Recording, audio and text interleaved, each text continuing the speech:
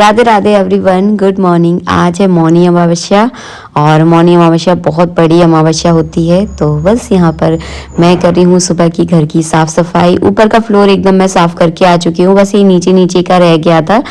अब करूँगी मैं दरवाजे को माउस पूने और कोई भी विशेष जब तीज त्योहार होता है ना, तीर तो बोल रही थी मैं, तीज त्योहार होता है ना, तो मैं घर के दरवाजे की दो जो दहली होती है ना, उसको गेरुआ से मैं ज़रूर लीपती हूँ। वैसे तो मैं रोज़ ही लीपती हूँ, लेकिन तीज त्योहार पे तो ज़रूर लीपना होता है।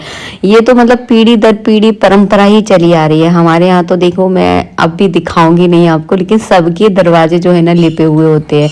तो मैंने भी अपना घर का दरवाज़ा जो है ना इस तरह से लीप देती हूँ। ये मैंने गाय के गोबर और गेरुआ से लीपा है।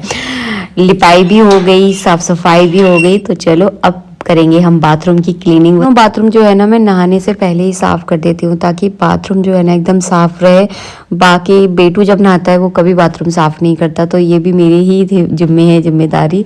तो जब मैं नहाने जाती हूँ ना, जैसे कि अब बस मैं नहाऊंगी तो उससे पहले दोनों वो वाला बाथरूम भी मैं साफ करने जाऊंगी।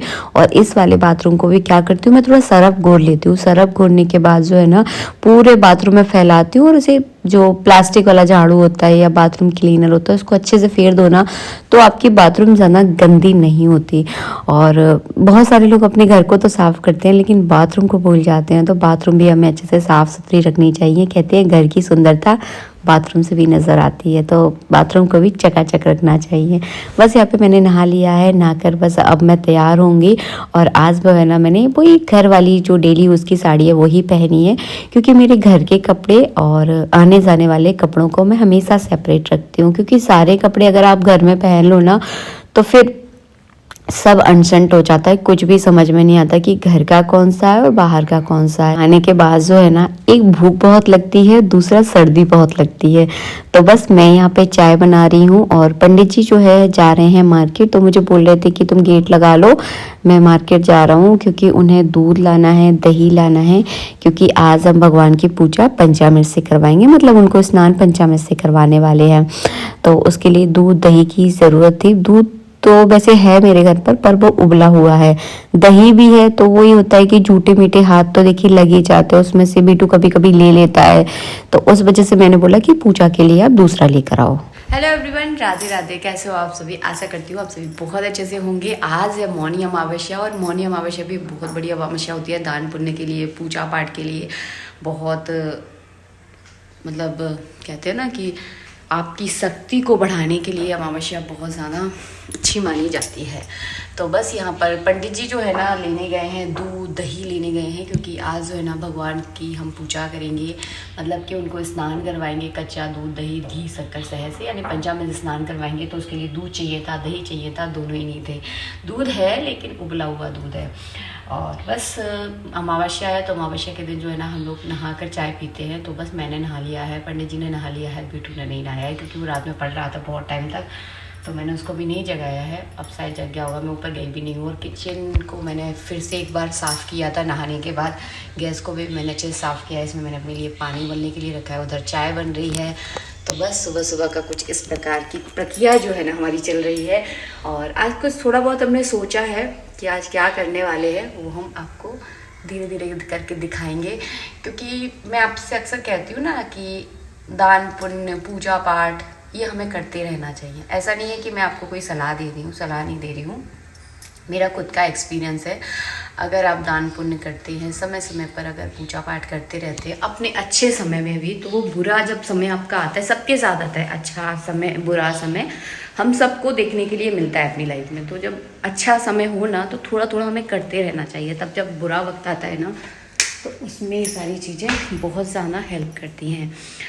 तो अभी गीज़र जो है ना पानी गर्म हो गया था, तो मैंने उसको बंद किया। ये सारे कपड़े ऊपर जाएंगे, भगवान के लिए मैंने पानी गर्म करके रख दिया है। ये अभी दूध दही लेकर आ जाएं, फिर जो है ना हम लोग पूजा करेंगे। उससे पहले हम लोग चाय पियेंगे, क्योंकि मैंने चाय रख दी है बनने के लिए। ठंड हल्की हल्की ठंड है आज। और आज जो है ना धूप भी नहीं निकली है, थोड़ी थोड़ी निकली है, कभी आ रही है कभी जा रही है। और बदल वाला जो है ना मौसम है, ऐसा लग रहा है कि अब बारिश होगी, लग रहा है, क्योंकि ठंड जो है ना अब जाने लगी थी थोड़ी थोड़ी। तो बस वही है। इसमें चलो दूध डाल दूँ मैं, क्योंकि चाय हमारी। आज है मौनी अमावस्या। तो मौनी अमावस्या के दिन मौन रहकर पूजा की जाती है। तो मैं पूजा के बीच कोशिश करूँगी कि बिल्कुल भी ना बोलूँ और एकदम मौन रहकर जो है ना पूजा करूँ। आज के दिन कम से कम 1 घंटा हमें मौन ज़रूर लेना चाहिए। वैसे मौनी अमावस्या के बारे में मुझे कोई ज़्यादा जानकारी है नहीं। पंडित जी मुझे बोल रहे थे कि मौन रहने से हमारी शक्ति बढ़ती है, क्योंकि ज़्यादा जब हम बोलते हैं तो कहीं ना कहीं हमारी जो एनर्जी है ना उस चीज़ में लग जाती है। तो हमें अपनी डेली लाइफ में भी ये कोशिश करना चाहिए कि जहाँ हमारी ज़रूरत है वहीं पर हमें बोलना चाहिए। हम लोगों की आदत हो जाती है, ज़रूरत है तब भी चबड़ चबड़ कर रहे हैं, नहीं है तब भी बोल रहे हैं, तो थोड़ा हमें कम बोलना चाहिए, कोशिश करना चाहिए। वैसे हमारा माहौल हमारा ऐसा हो जाता है कि ज़रूरत है तभी बोल रहे हैं, नहीं है तभी बोल रहे हैं, और फिर ऐसा होता है एक समय पर कि हमारी बात की कोई वैल्यू ही नहीं रह जाती है। हम बहुत ज़्यादा बोलते हैं ना, इसलिए कोई वैल्यू नहीं रह जाती है।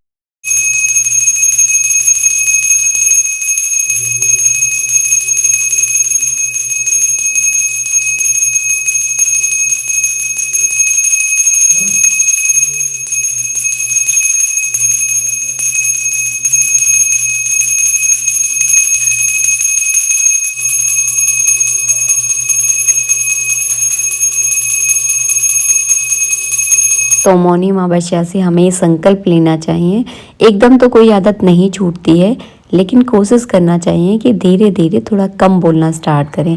तो मैंने पूरी पूजा मौन रहकर की है। यहाँ पे पंडित जी अपना वही नित्य वाला डेली हवन कर रहे हैं, और इसी हवन में अपने पितरों के नाम का भी हवन करेंगे, क्योंकि माउस है यानी अमावस्या है, तो पितरों के नाम का हवन होता है। तो बस उसी में जो है ना इंक्लूड हो जाते हैं। अगर आप भी तो रोज़ अगर हवन करते हैं तो उसी हवन में आप अपने पितरों के नाम का भी हवन कर सकते हैं। ऐसा नहीं है कि आपको अलग से हवन करने की ज़रूरत है। तो यहाँ पर पंडित जी ने हवन किया, और अब मैं आपके साथ कुछ बात शेयर करूँगी। वो ये कि अगर अमावस्या है, पितरों का दिन है, कोई तीज त्योहार है, कोई जन्मदिन है आपके घर में किसी का, आप चाहते हैं कि आप किसी ब्राह्मण को अपने घर में भोजन कराएं, और कोई भी कारण है उस वजह से आप अपने घर में ब्राह्मण को बुला नहीं पा रहे हैं, या आपको ब्राह्मण ही नहीं मिल रहा है, तो आपको क्या करना चाहिए।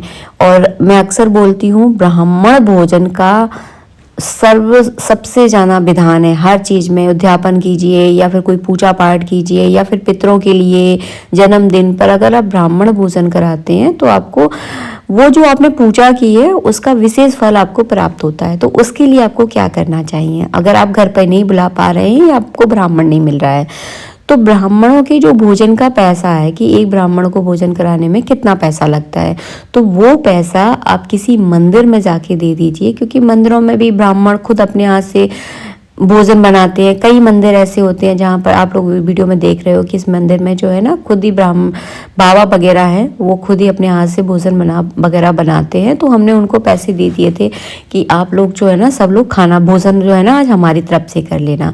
इस तरह से अगर आप थोड़ा थोड़ा अगर दान पुण्य करते हैं तो आपके आने वाले जीवन में ये सारी चीज़ें बहुत फ़ायदा करती है। हमारे पंडित जी तो अक्सर बोलते हैं कि आज ब्राह्मण भोजन करा दें, आज ऐसा कर दें, आज वैसा कर दें, लेकिन व्यस्तता इतनी हो जाती है कि हर बार घर में करना थोड़ा सा डिफ़िकल्ट तो देखिए हो ही जाता है। हम लोग अपने लिए भी वक्त नहीं निकाल पाते, कई बार ऐसा होता है। तो इस बार जो है ना मैंने घर पे नहीं किया था, इस बार जो है ना मैंने भी मंदिर में पैसे दे दिए थे और मंदिर में बेटू के हाथ से अभिषेक करा दिया। तो इस तरह की जो अमावस्या होती है, विशेष तीज त्यौहार होते हैं, इस तरह से जो है ना आप कर सकते हैं। क्योंकि बहुत सारे लोग पूछते हैं दीदी हमारे यहाँ तो ब्राह्मण मिलते ही नहीं है, हम कैसे भोजन कराएं। तो आप इस तरह से करा सकते हैं जैसे हमने इस बार करवाया है। आशा करती हूँ मेरा बताया हुआ तरीका आपको पसंद आया होगा। बिल्वपत्राणि समर्पयामि।